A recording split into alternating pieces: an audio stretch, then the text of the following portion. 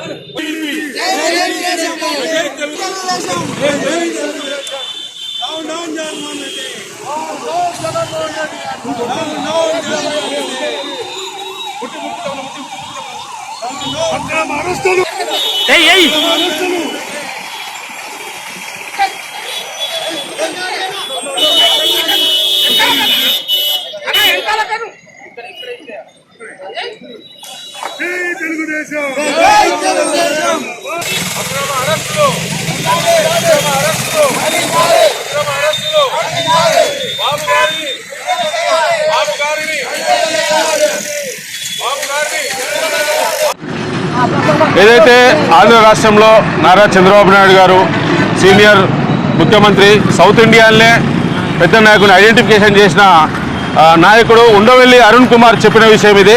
South leader ఎవరంటే చంద్రబాబు నాయుడు.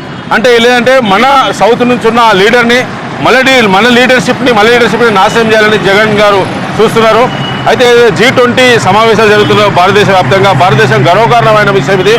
అటువంటి సందర్భంలో ఒక నాయకుడిని, సుదీర్ఘమైన రాజకీయ అనుభవం ఉన్న నాయకుడు, ఒక 42-45 సంవత్సరాల పరిపాలన కొనసాగించిన నాయకుడు, రాజకీయంగా ఉన్న నాయకుడు, అట్లా 29 కేసులు జగన్ రాజశేఖర రెడ్డి గారు పెట్టిన కేసులో, రాజశేఖర రెడ్డి కేసులో ఎలాంటి నేరం రుజువు కాలేదప్పుడు కానీ జగన్ ఏదైతే కక్ష సాధింపున ధోరణితోటి అవకాశాలు లేకపోయినప్పటికీ ఏదో GST పేమెంట్ చేయలేదు. అక్కడ ఎవరైతే కంపెనీకి ఎవరైతే ఇచ్చారో ఇంకోటి CMO ఆఫీస్కి ఆ కంపెనీకి కార్పొరేషన్ సంబంధం ఉండదు. CMO ఆఫీస్ అనేది అది వేరు, ఈ కార్పొరేషన్ అనేది వేరు. కావాలని వాంటెడ్లీ ఇది కావాలని కష్టపడుతున్న చర్య. జగన్ చంద్రబాబు నాయుడు ప్రజలలో వస్తున్న ఆదరణను బట్టి నారా లోకేష్ గారు పాదయాత్ర చంద్రబాబు నాయుడు ప్రజల దగ్గరికి వెళ్తున్నాడు. ఆ ఆదరణను బట్టి ఓర్వలేక ఏదో ఒకటి నిందారోపణ చేయాల్సి, ఏది తెల్లని చొక్క పైన నల్లని చుక్కేసినట్టుగా చంద్రబాబు నాయుడు గారు మీద ఆరోపణ చేస్తున్నారు. కానీ కడిగిన ముత్యం వల్లే చంద్రబాబు నాయుడు గారు బయటకు వస్తాడు.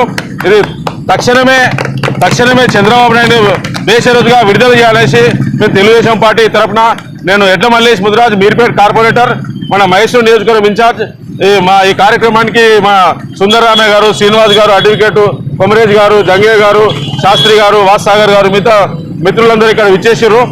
అయితే ఈ కార్యక్రమంలో మీకు అర్థం చేసుకోవాల్సిందంటే, తెలంగాణ ప్రభుత్వం ఏదైతే డబ్బులు పంపించి జగన్కు ఎట్లా సాధించో సపోర్ట్ చేసిందో, దోసుకొని దాచుకునే కార్యక్రమంలో మాత్రమే ఉన్నారు అక్కడ ఆంధ్రప్రదేశ్ ప్రభుత్వము. అదేవిధంగా తెలంగాణ ప్రభుత్వం గిట్ట దోసుకొని దాచుకునే కార్యక్రమం ఉన్నది. అయితే ఇక్కడ శ్రీలక్ష్మి కేసు, అక్కడ మన A1గా ఉన్న, A2, A3గా ఉన్న సబితాంద్రెడ్డి గారు జైలుకు పోలేదు, కానీ శ్రీలక్ష్మి జైలుకు పోయింది. అంటే ఇక్కడ నిరూపణ అయింది. అక్కడ అంటే కుంభకోణం ఇరుకుతుంది. మళ్ళీ కేసు కొట్టేయడం జరిగింది శ్రీలక్ష్మి మీద. ఎంతవరకు నిజమా అబద్ధమని తెలియదు. నారా చంద్రబాబు నాయుడు ఇది సభ్య సమాజం తలదించుకునే విషయం ఇది. ఇంకోటి ప్రజాస్వామ్యాన్ని నడి రోడ్డు మీద కూని చేసినట్టున్నది. ఇది ప్రజాస్వామ్యం సామాన్యునికి భారత పౌరునిగా సామాన్యునికి ఎందుకు అరెస్ట్ చేస్తున్నాము, ఏ సెక్షన్లో అరెస్ట్ చేస్తున్నాము, అది ముందస్తుగా తెలియజేయాలి. ఒక నోటీస్ ఇవ్వాలి. ఎలాంటి నోటీస్ లేకుండా, ఏం లేకుండా అక్రమంగా రాత్రి ఒకటొకటిన ఒక టెర్రరిస్ట్ లాగా, ఒక దేశ ద్రోహి లాగా ఒక నారా చంద్రబాబుని అరెస్ట్ చేయడము ఇది చాలా దిగ్భ్రాంతమైన చర్య. ఇది పేదల ప్రజల గురించి, అట్టడుగు వర్గాల గురించి తెలుగుదేశం పార్టీ పుట్టింది. ఆ తెలుగుదేశం పార్టీని కాపాడడానికి చంద్రబాబు నాయుడు గారు ఉన్నారు. చంద్రబాబు నాయుడు ఇంకా ఈ తెలంగాణ రాష్ట్రం ప్రజలు, అదేవిధంగా ఆంధ్ర రాష్ట్ర ప్రజలు చంద్రబాబు వెంబడే ఉంటారనేసి నేను చెప్పడం జరుగుతున్నది. ఆంధ్రప్రదేశ్ రాష్ట్రంలో జరగబోయే సాధారణ ఎన్నికల్లో చంద్రబాబు నాయుడు గారు సీఎంగా కాబోతున్నారు. అదేవిధంగా తెలంగాణలో గిట మేము ప్రధాన పాత్ర పోషించబోతున్నాం.